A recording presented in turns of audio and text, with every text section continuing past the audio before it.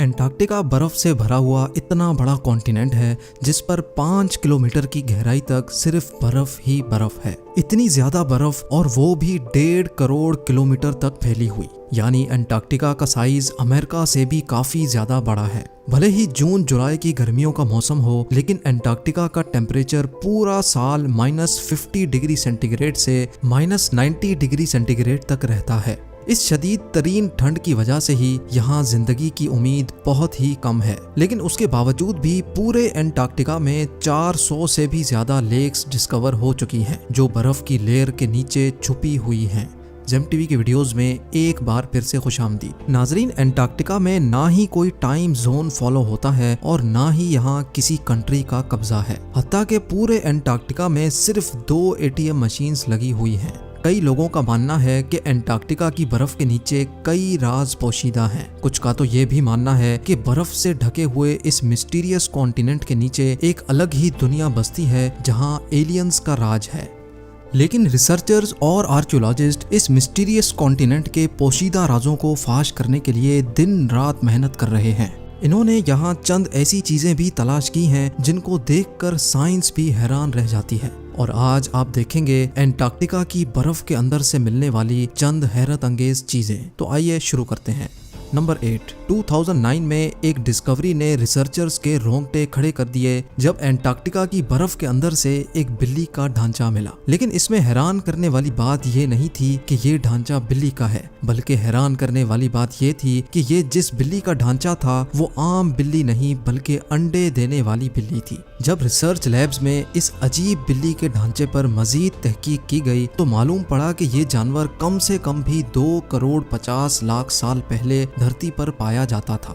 Number 7। 2014 में archaeologist को Antarctica से इंतहाई हैरान कर देने वाली इंसानी खोपड़ियां मिली। पहली हैरानी की बात यह थी कि एंटार्क्टिका में ये मिलने वाली पहली इंसानी खोपड़ियां थी, और दूसरी हैरानी की बात इन खोपड़ियों की शेप थी। जी हाँ, नॉर्मल खोपड़ियों के मुकाबले में ये खोपड़ियां काफी अलग दिखती थीं क्योंकि इनके सर जरूरत से भी ज्यादा बाहर निकले हुए थे। साइंसदानों का मानना था कि खोपड़ियों की ऐसी शक्ल बचपन से ही अजीब आदतों की वजह से बनती है, और ये आदतें हजारों साल पहले एंशिएंट सिविलाइजेशन में अपनाई जाती थीं। इस तरह की खोपड़ियां आर्कियोलॉजिस्ट को इजिप्ट और पेरू से भी मिल चुकी हैं। तभी उनका शक है कि शायद हजारों साल पहले एंटार्क्टिका में भी लोग बसते थे और उनका कुछ न कुछ रिलेशन एंशिएंट इजिप्ट सिविलाइजेशन से जरूर होगा। नंबर 6। पिछले 50 सालों के दौरान एंटार्क्टिका से 10,000 से भी ज्यादा मीटियोराइट्स मिल चुके हैं। मीटियोराइट्स ठोस पत्थर के ऐसे टुकड़े होते हैं जिनका ताल्लुक हमारी धरती से नहीं होता, बल्कि वो किसी और धरती से टूट कर आए होते हैं। साइंसदानों का मानना है कि मिलने वाले मीटियोराइट्स में से कई 7 लाख साल से भी ज्यादा पुराने हैं। वैसे तो ये पता लगाना बहुत ही मुश्किल है कि इन मीटियोराइट्स का ताल्लुक किन सितारों या प्लेनेट से है, लेकिन 2002 में एंटार्क्टिका पर गिरने वाला एक छोटा मीटियोराइट 2015 में डिस्कवर किया गया था, और साइंस का मानना है कि ये कहीं और से नहीं बल्कि मार्स से टूटकर आया है, क्योंकि इस मीटियोराइट के अंदर ऐसे बैक्टीरिया थे जो मार्स पर पाए जाते हैं।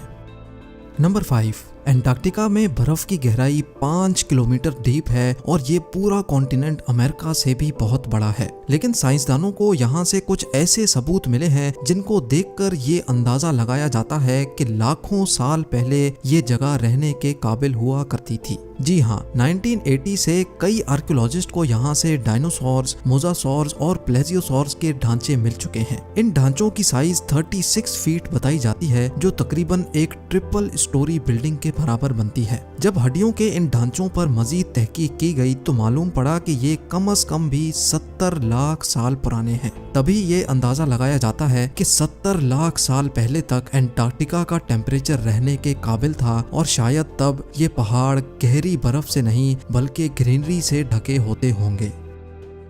नंबर 4। वाटरफॉल्स तो हम सबने कई बार देखे हैं, लेकिन एंटार्क्टिका में टेलर ग्लेशियर के मकाम पर एक पॉइंट ऐसा भी है जहां वाटरफॉल नहीं बल्कि ब्लड फॉल होता है। 1911 में टेलर नामी एक साइंटिस्ट ने पहली बार इस ब्लड फॉल को डिस्कवर किया था। कई सदियों तक यही माना जाता था कि वाकई इस ग्लेशियर के अंदर से खून बहता है, लेकिन मॉडर्न साइंस ने जब इस पर मजीद रिसर्च की तब उनको जो मालूम पड़ा वो इससे भी ज्यादा हैरत अंगेज था।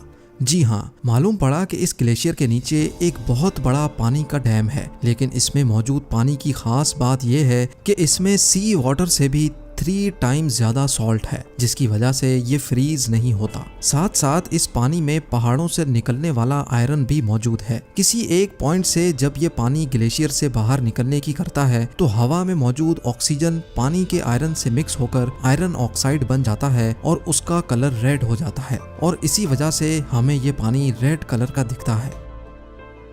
नंबर 3, ब्लड फॉल ग्लेशियर के नीचे मौजूद पानी में साइंसदानों को एक और हैरान करने वाली चीज भी मिली। पानी में टोटल 17 टाइप्स के बैक्टीरिया भी पाए गए, जिनको जिंदा रहने के लिए ऑक्सीजन और सनलाइट की भी जरूरत नहीं होती। एक्सपर्ट्स का मानना है कि ये बैक्टीरिया की ऐसी किस्म है जो ऐसे प्लैनेट्स पर पाई जाती है जहाँ पर ऑक्सीजन और सनलाइट का नामो निशान तक नहीं होता। लेकिन ये बैक्टीरिया हमारी धरती पर कैसे आए, ये राज अभी भी पोशीदा है।